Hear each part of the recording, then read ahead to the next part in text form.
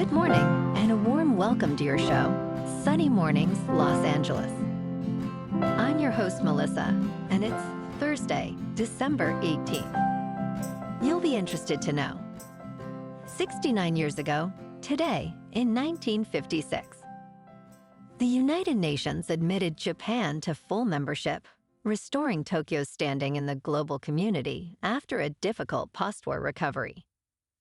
This milestone marked a major step in reintegration, signaling international recognition of Japan's sovereignty and opening avenues for diplomatic collaboration and economic rebuilding.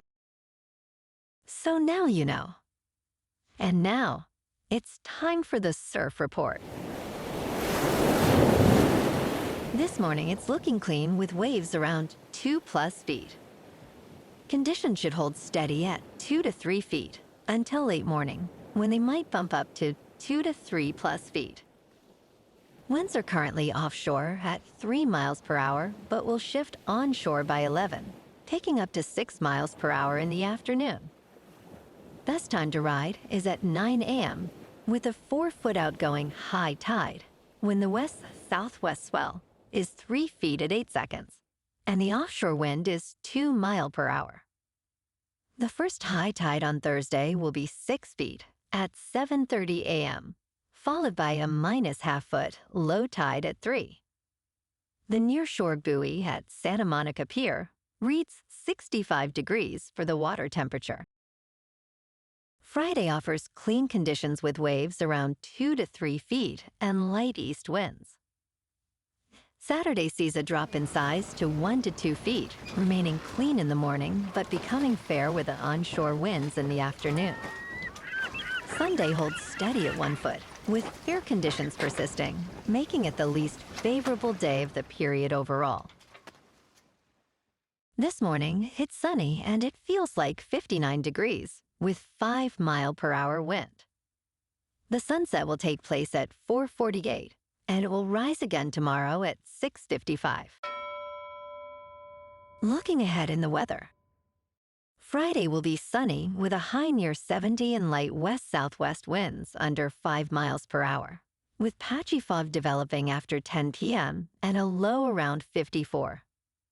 Saturday through Monday stay mostly to partly cloudy with highs near 65 and lows around 54, and a slight chance of rain showers late Monday night after 4 a.m. Bonjour, food enthusiasts. This podcast is brought to you by Versailles Cafe and Pastries in Encinitas. Nestled on El Camino Real South, just north of Encinitas Boulevard, this cafe is a haven for culinary delights. Indulge in their amazing Eggs Benedict or their gluten-free crepes. You can grab a panini for lunch or just breeze on through to get your morning coffee.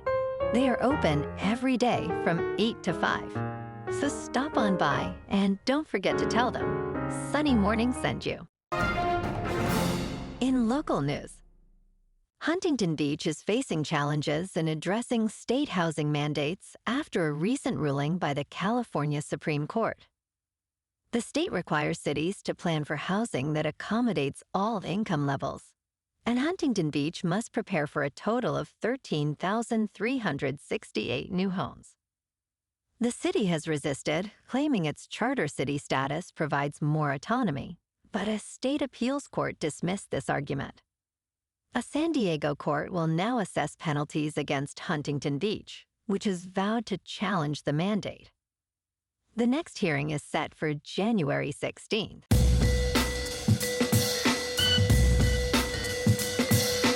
Now on to sports. The Bears are exploring moving out of Chicago and into Indiana. The team has been in Chicago for more than 100 years, having moved to the city in 1921 from Decatur, Illinois. Bears president Kevin Warren announced the team's latest stadium plans, stating the need to evaluate opportunities throughout the wider Chicagoland region, including Northwest Indiana. Warren emphasized that this is not about leverage and that the team is committed to Chicago. The Bears face obstacles in their search for a new stadium, but moving to Indiana is now Plan C. Having a team play in a state outside of its city is rare, but not unprecedented. Looking at tonight, Sam Darnold was far from his best when he faced the Seattle Seahawks, and he knows he must perform better after tossing 4 interceptions against the Los Angeles Rams on November 16th. Darnold's rematch with the Rams carries significant implications for the NFC West title, as both teams are tied atop the division. Darnold stated, "We are excited about this challenge," acknowledging his previous performance. The Rams' defense ranks 13th in the NFL, creating issues for Darnold, while the Seahawks' offense has struggled to score early. Rams coach Sean McVay remarked, "There is no weakness," highlighting both teams' strengths. If Davante Adams is out, the Rams will miss their leading receiver. Kickoff is at 8:15 Eastern, tonight on Amazon Prime Video. In local sports, Lakers fans, get ready for an exciting showdown against the Jazz in Salt Lake City tonight at 6. The Lakers, with an impressive record of 18 wins and 7 losses, currently sit third in the Western Conference, while the Jazz are struggling at 10 wins and 15 losses, positioned 10th.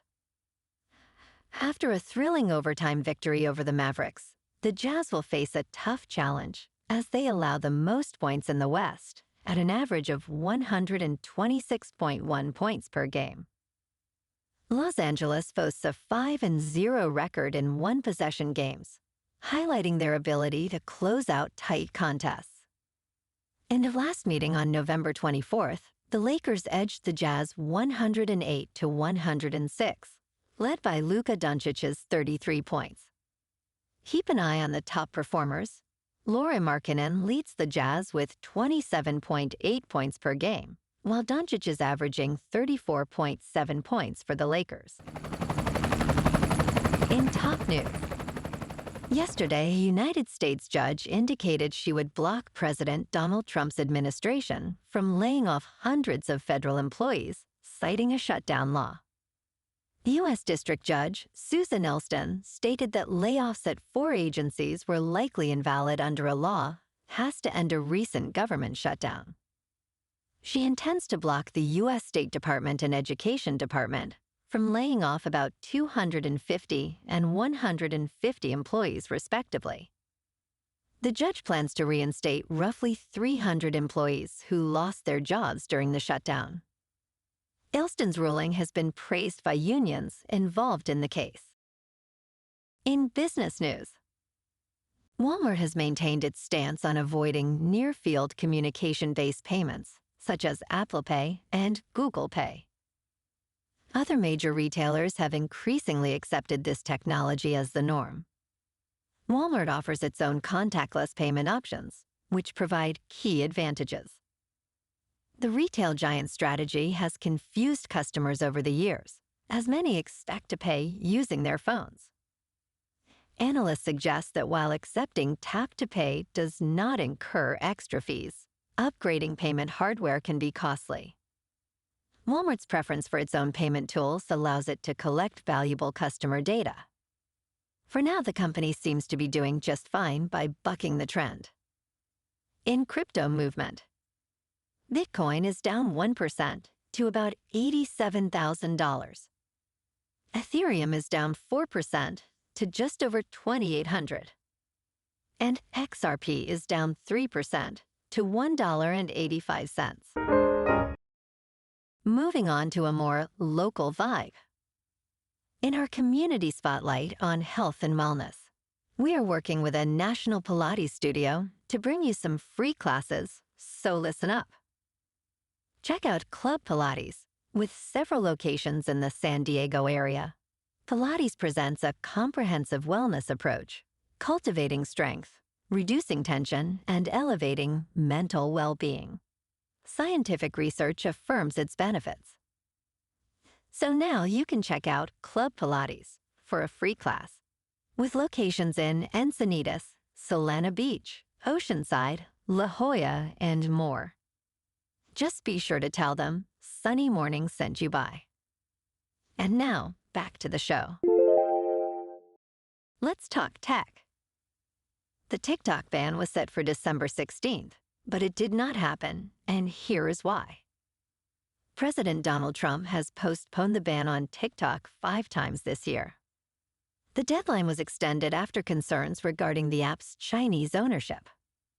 Chinese tech company ByteDance owns TikTok, and in 2024, President Joe Biden signed a law requiring its sale due to national security concerns. The ban date was nullified on September 25th, extending the prohibition to January 23, 2026. Messages from Washington continue to label TikTok as a privacy threat, with a ban now anticipated for January. And in entertainment news, the Rolling Stones have called off plans for a 2026 stadium tour of the United Kingdom and Europe.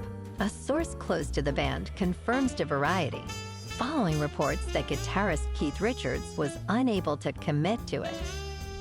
While the band's touring pianist and a spokesperson mentioned they nearly completed a new album, Richards, who turns 82, is unable to handle the rigors of another tour. The band plans to return to the stage when they are ready. Well, alrighty folks, it's time for the quote of the day. And today, our quote comes from the American historian and author, Henry Steele Comaker. And he said, "Change does not necessarily assure progress, but progress implacably requires change." And that's a wrap for this morning. You can check out our Instagram, YouTube, and TikTok for some captivating aerial videos with local news and the surf reports. Have an amazing day, my good friends. We'll see you tomorrow with another episode of Sunny Mornings, Los Angeles.